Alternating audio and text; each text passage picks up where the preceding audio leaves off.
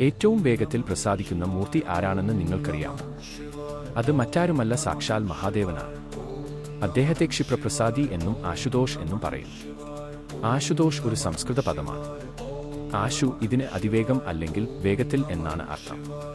തോഷ് ഇതിന് തൃപ്തി, സന്തോഷം, സംതൃപ്തി എന്നെല്ലാമാണ് അർത്ഥം.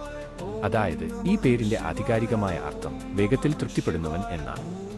ലളിതമായ ഒരു കാര്യത്തിൽ പോലും പൂർണ്ണമായി സന്തോഷം കണ്ടെത്തുന്ന ദേവൻ. മഹാദേവൻ ഒരിക്കലും ആഡംബരങ്ങൾ ആഗ്രഹിക്കുന്നില്ല. വിലയേറിയ വസ്ത്രങ്ങളോ സ്വർണ്ണാഭരണങ്ങളോ വലിയ പൂജകളോ അദ്ദേഹത്തിന് ആവശ്യമില്ല. പകരം അദ്ദേഹം തന്റെ ഭക്തന്റെ ഹൃദയത്തിലെ നന്മയാണ് നോക്കുന്നത്. ഒരു കൂവളത്തിലെയോ ഒരു തുള്ളി ഗംഗാജലമോ അല്ലെങ്കിൽ ഒരു പിടി ഭസ്മമോ മതി അദ്ദേഹത്തിന്റെ തൃപ്തിക്ക്. നിങ്ങൾ എത്ര ദരിദ്രനാണെങ്കിലും എത്ര സമ്പന്നനാണെങ്കിലും നിങ്ങളുടെ ആത്മാർത്ഥതയാണ് അദ്ദേഹത്തിന് പ്രധാനം. ഈയൊരു സ്വഭാവം കൊണ്ടാണ് അദ്ദേഹം ആശുതോഷ് എന്ന് അറിയപ്പെടുന്നത്. പുരാണങ്ങളിൽ മഹാദേവൻ വേഗത്തിൽ പ്രസാദിച്ച നിരവധി കഥകളുണ്ട്. അഹങ്കാരിയായ രാവണന്റെയും ശക്തനായ ബാണാസുരന്റെയും തീവ്രമായ തപസ്സിൽ സംപ്രീതനായി അദ്ദേഹം അനുഗ്രഹങ്ങൾ നൽകി. എന്നാൽ ഒരു സാധാരണ ഭക്തന്റെ നിഷ്കളങ്കമായ പ്രാർത്ഥനയും അദ്ദേഹം ഒരുപോലെ ശ്രവിച്ചു. പണമുണ്ടെന്നോ ഇല്ലെന്നോ, ഉയർന്ന ജാതിക്കാരനോ താഴ്ന്ന ജാതിക്കാരനോ എന്ന ഭേദചിന്ത ഭഗവാനില്ല. ആത്മാർത്ഥമായ ഭക്തി മാത്രമാണ് പ്രധാനം.